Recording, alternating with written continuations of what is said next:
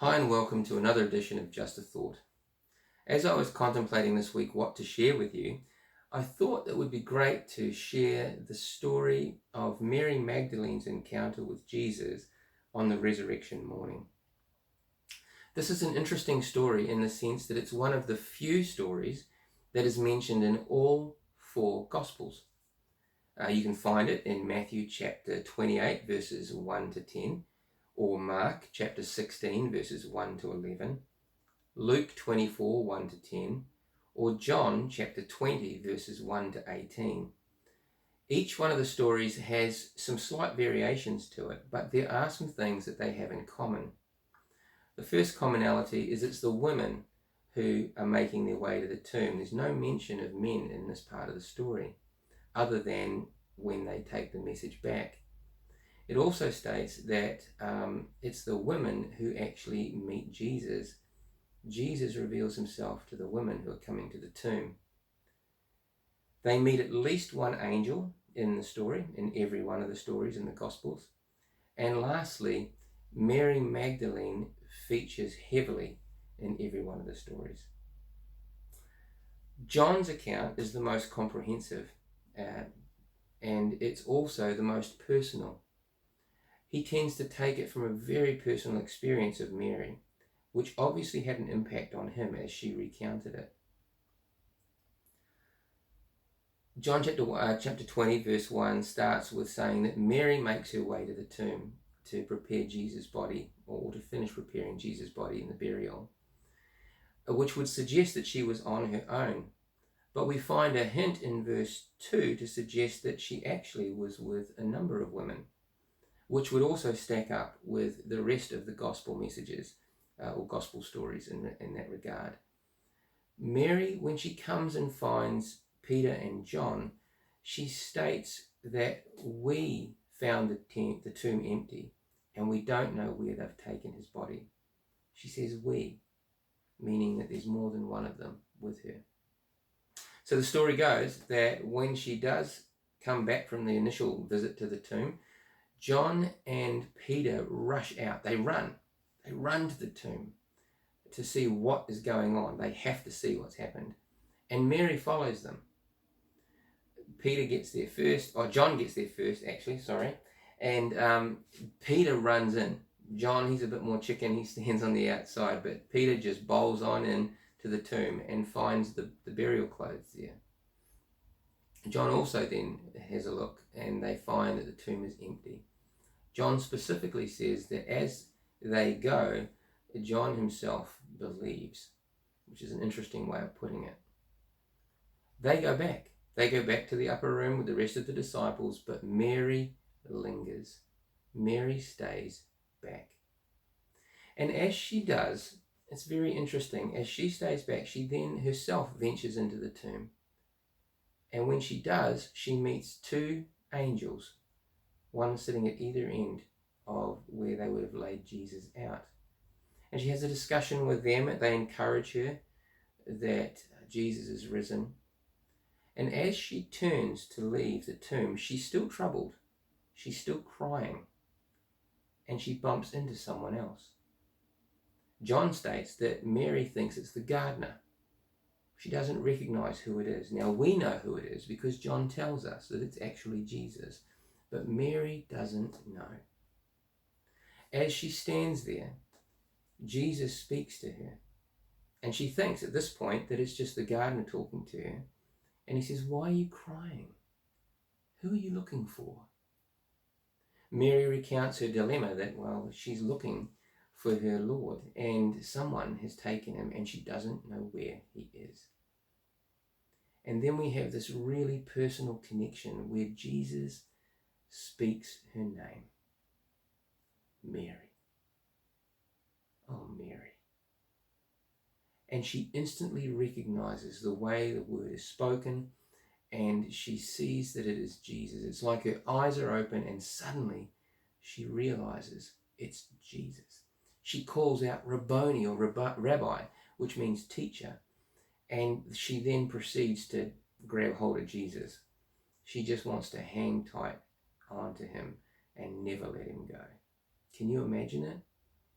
She's been desperately trying to find him. She doesn't know what's happened. She loves Jesus immensely because of what he's done for her in her life. And now she's reunited with him. And she doesn't want to let him go again. She doesn't want to lose him at this point. Jesus gently speaks to her. He says, "Hey, Mary, don't cling to me.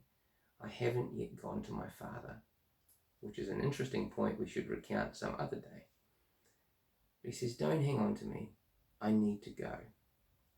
But he gives Mary a message and a mission.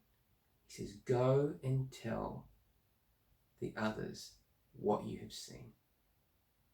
So Mary, I can't imagine Mary just wandering quietly back to the upper room. I can imagine her running at full strength, just overjoyed, laughing, crying at the same time, but just overjoyed with the message, the story, the reality that Jesus now is actually alive. He's back. So why did Jesus give this message, this mission to Mary? Why would he do that? Surely he could have appeared when Peter and John turned up. Surely he could have been there. Surely he could have turned up when the women first arrived at the tomb. But no, Jesus waits. Jesus waits for everyone to be gone. And he specifically chooses Mary to reveal that he's risen. I find that very, very interesting. Why would Jesus, in the culture of his day, choose a woman to share this incredible message, this incredible good news, the gospel, with the rest of the disciples? Well, and I think this is where our key message comes from, our key thought today. I believe that Jesus was honoring Mary's faithfulness to him. She was the one who washed Jesus' feet in preparation for his burial. She was the one who was criticized for doing so, for being extravagant in her gift. She's also the one that Jesus was able to raise her brother back to life. She's the one who was criticized for sitting at his feet and listening to his messages by her own sister. I think Jesus was honoring her faithfulness on this resurrection morning, and he gave her an incredible message to share. It also goes to show that Jesus doesn't need grand and important people to share his message. He doesn't need eloquent speakers. He doesn't need deep thinkers in any way or form. He actually loves to choose those who may be considered by others as a lesser person, as the ones that would probably get passed by others. He chooses what we would call, perhaps, essential workers today. See, when Jesus called the disciples, he bypassed the Pharisees completely.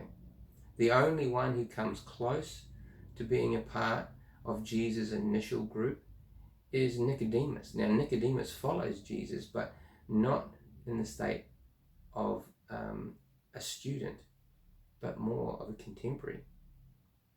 But Jesus chooses fishermen, tax collectors, and others to be his disciples, the first ones to proclaim his gospel message. And on the resurrection morning, he chooses Mary above all others to go and share the good news. What a privilege for her to do so. So for you and me, the good news is that it doesn't matter where we've come from. What matters is our connection with Jesus. It doesn't matter how much you know about the Bible. And often I've heard so many people say, "Oh, Pastor Andrew, I can't tell other people about Jesus because I don't know enough about the Bible." Well, you don't need to know enough about the Bible. What you need to know is what Jesus has done for you. That's important. You see, people can debate with theologians. People can debate what the scripture says. But what people can't debate is the story of you. The impact that Jesus has had on your life. That they can't debate with. that they have to listen to. So as we head into the Sabbath hours tonight, I would encourage you to be bold enough to share your story, your good news with others. Share with them how Jesus has impacted your life.